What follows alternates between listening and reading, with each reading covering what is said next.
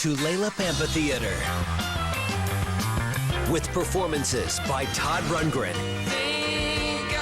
and Carl Palmer of ELP Legacy, featuring Carl's tribute to Keith Emerson and Greg Lake.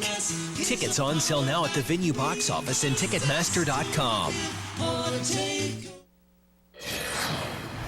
Welcome back, everybody. We have new developments to talk about. The probe of the alleged Russian meddling and the presidential election and whether or not they intersected. That's been at the forefront of the special counsel investigation of Bob Mueller. The nation has focused on Tropical Storm Harvey right now, but we do know that Robert Mueller has made his move serving grand jury subpoenas to multiple public relations firms linked with former Trump campaign manager Paul Manafort.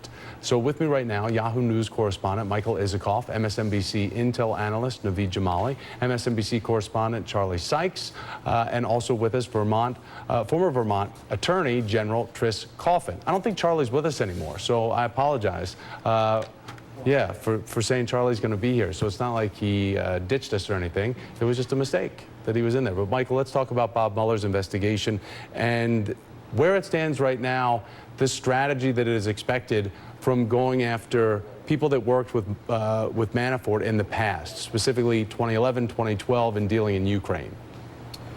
Right. I mean, this goes back to some disclosures from last year during the campaign that a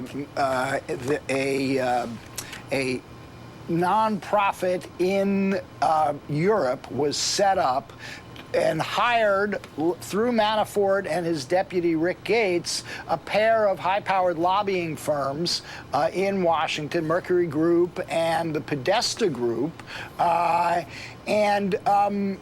the disclosures that that nonprofit was essentially being funded by a pro-Russia Ukrainian political party that Manafort had been a consultant for. So it raises the question of whether this was a violation of the Foreign Agents Registration Act, because at the time Manafort and Gates arranged for these firms to lobby in Washington, he did not register as a foreign agent, neither did the firms at the time, saying they were relying on Manafort's representations that this was a nonprofit and not, in fact, a political party, which would have required the registration.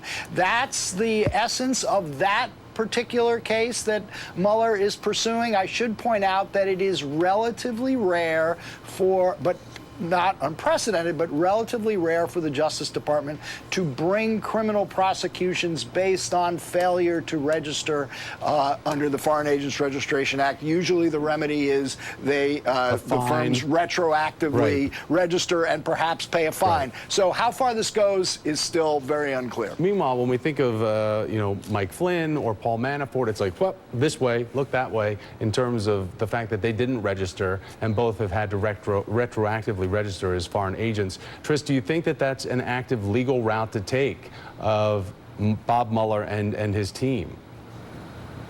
Yeah, certainly failure to register as a foreign agent if done under willful circumstances, is a felony subject to a 5-year penalty, and clearly it's a serious crime. It's a serious statute. Whether it is often prosecuted or not isn't the point. It is an appropriate statute to bring under particular circumstances, and Mueller will investigate those, and if there's evidence of a willful violation of a type that warrants bringing those charges, he will bring those, and I'd be justified in doing that. Meanwhile, we've got the Wall Street Journal reporting, Naveed, that he's also investigating whether Flynn attempted to obtain Hillary Clinton's emails from Russian hackers during the election. If there's any kind of connective tissue evidence of that, or his son, Mike Flynn Jr., being involved in any of that sketchy activity, how bad is that?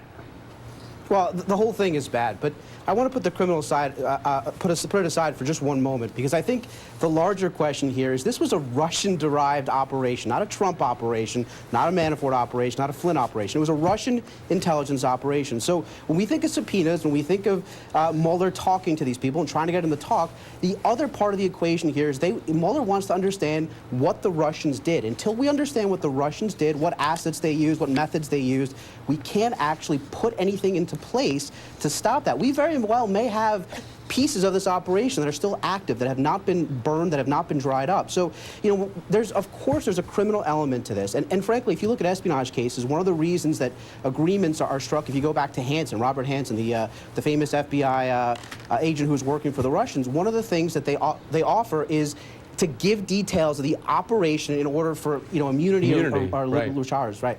Well, we will see, and plus the pardon of Arpaio sends a big message to people about what could come from the White House. Michael, Naveed, and Tris, thank you so much. I appreciate it. Back next with much more as we return to our coverage of Tropical Storm Harvey.